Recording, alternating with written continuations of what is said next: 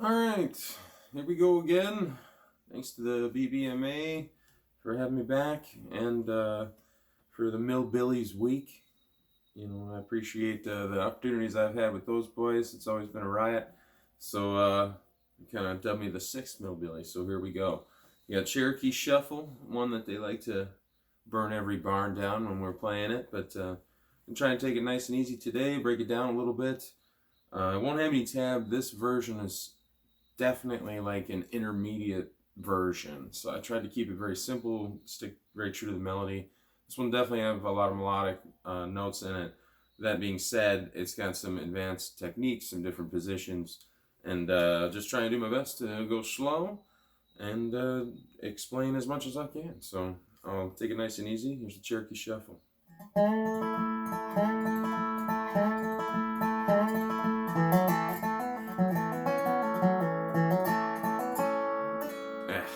Let's kick that off again.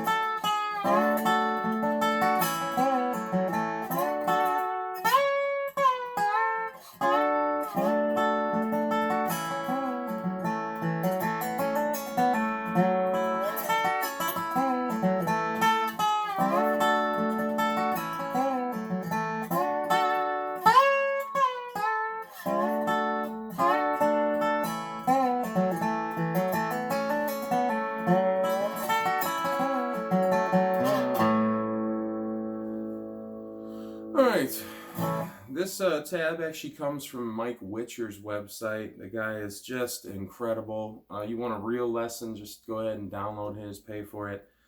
This one is just going to be kind of the quick and dirty version, which definitely makes sense, Millbilly style. I'm sipping a bit of coffee today. I thought it'd be appropriate to day drink during this session, but sorry boys, I'm going to let you down. Alright, first bit, little hammery stuff kind of around the scale. It's really about timing to get the notes in that Cherokee Shuffle there. There's the F.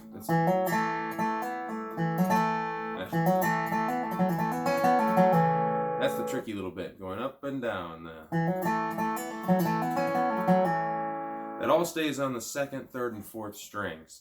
And then it comes back up, comes up the scale towards that E minor note, which is definitely tricky for Dobro players because you can't get many full minor chords. So we'll play the whole first bit. And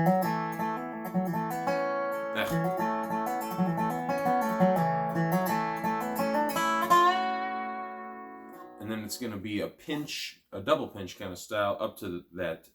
I don't always refer to the positions as we are capable of 2 for Cherokee Shuffle. Still going to use like G, C, and D as my reference point. So anyways, we do that. Then we slide up to C, which is a 4-3-2 slide up to C, and then you pinch the 1 and 2. So look at. Then it's 4-3-1-2, 1-2 again, open. So it's.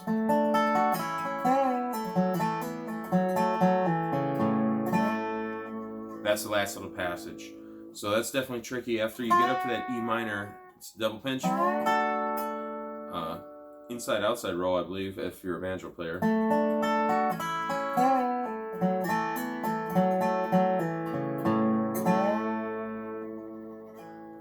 You'll be able to tell that I'm even struggling with this one. That's why I'm saying this is kind of a handful, but comes out really nice when you can get all the licks together. So play the A section one more time.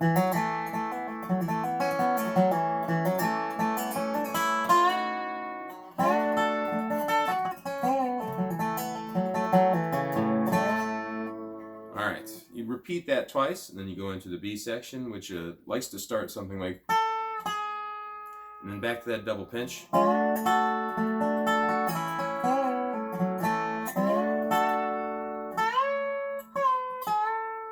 That's sliding all the way up to, I believe, 9, back down to 7 on the first string, then 8th fret finish, which is that A note. And then it comes back down for, this is a little bit of an odd note. I kind of get stuck on the timing and how you deliver this. There's a similar pinch, but it's the first 3 strings, 1, 2, and 3,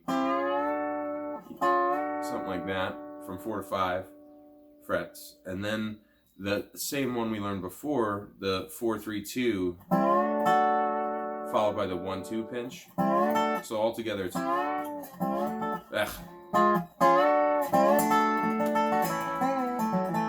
that's very familiar. A lot of the song uses that to turn around certain bits. But then you want to get back to that minor here, so you do the, here it is. It's up and down the scale to come back to the lower note. And then you want to roll. And as you're getting up to that 5th fret, you go 1, 2, 5. But as you're sliding up to that 5th note, you want to slide your bar up past the 1st and 2nd string, because then you're gonna. So that's a very common in this song too. It's 1, 2, 1, 2, but it's fretted then not. So it'd be something like. Let's see if I can repeat that. We'll go from that phrase. It's from the minor, sorry.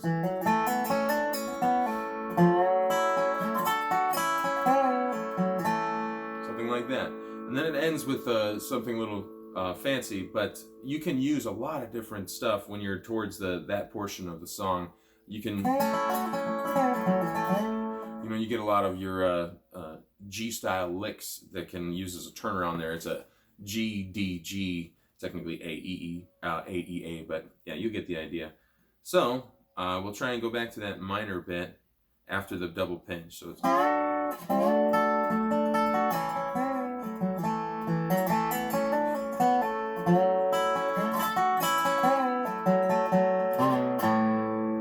guess that would be how you'd want to finish it. But if you're in the first B section to the 2nd, you want to come back to that.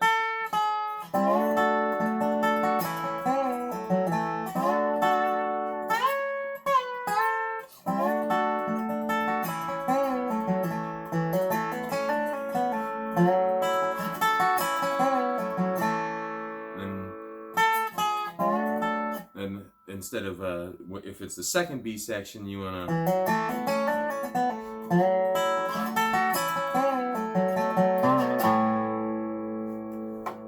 That's about it.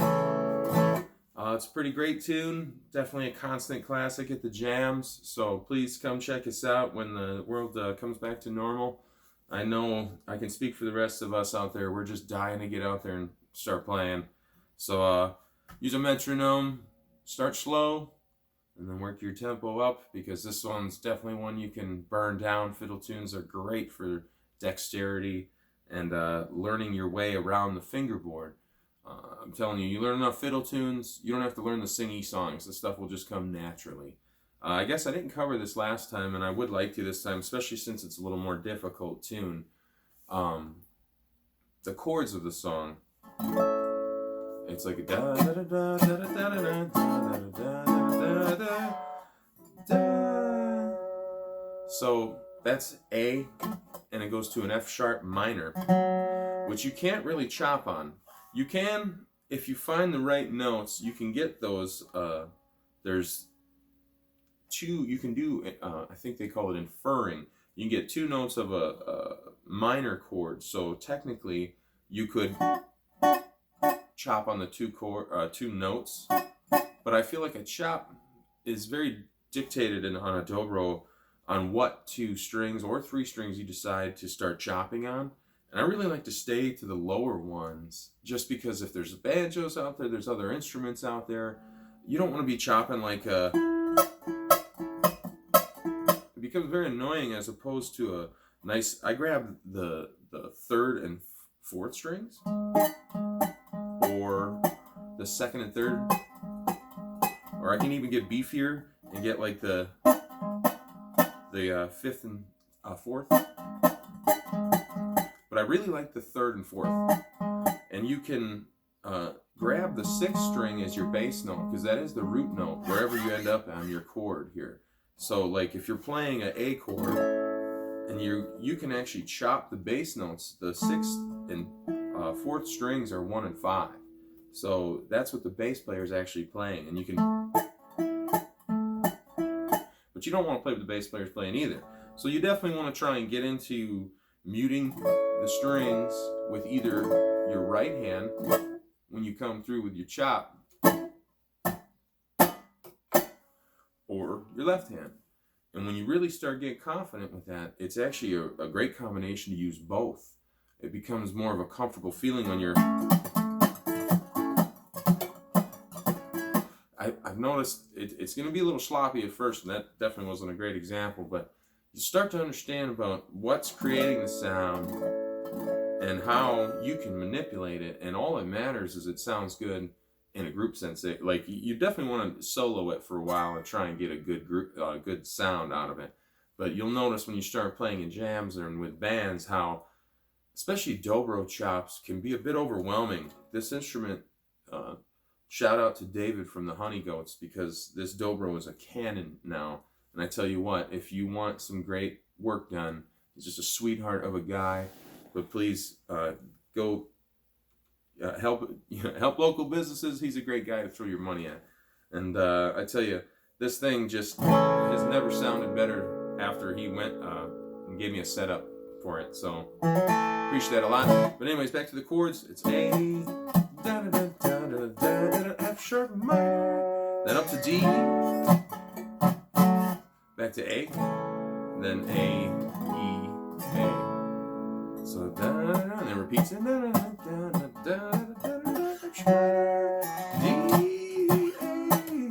A, E, A. Then the B parts are D, A, D,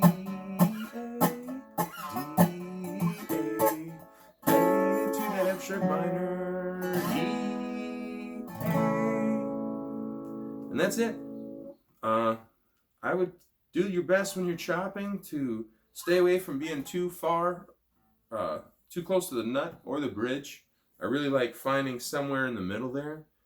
I've noticed that if you're not capoed, chopping down in the A position gives you this real bassy thunk, but please experiment a lot with that, because it's important for you to complement the other people that you're playing with, and realize that you don't want to just get into a jam and be really annoying, because yes, you're rhythmically covering the song, but dynamics are so important when you're playing with other people. And the dobro is meant to be tasty and subtle. Like, yes, you can chop, but I think it's meant to be sprinkled in there in the right moments, just like a fiddle chop or any other instruments. Maybe less likened to a mandolin, where it kind of holds down that chop position. But there's a time and a place for everything. And just definitely listen to your dobro, listen to what other people are playing, and react to that kind of stuff. That's really how you make some beautiful music. And you find out how it's almost like a language that you're sharing. So, once again, shout outs to the Badgerland Bluegrass Association for having me. The Millbilly Boys, always a riot. Heartland Howlers, Brewtown Brewgrass are the bands I play with regularly. And please go to Mike Witcher's website, check out the tab for this one if you like more detailed instructions. Or if you're in the Milwaukee area, give Peter Roller a shout, because he's a great teacher, and give a lot of my chops to that guy. So appreciate you guys. Have a great rest of your day.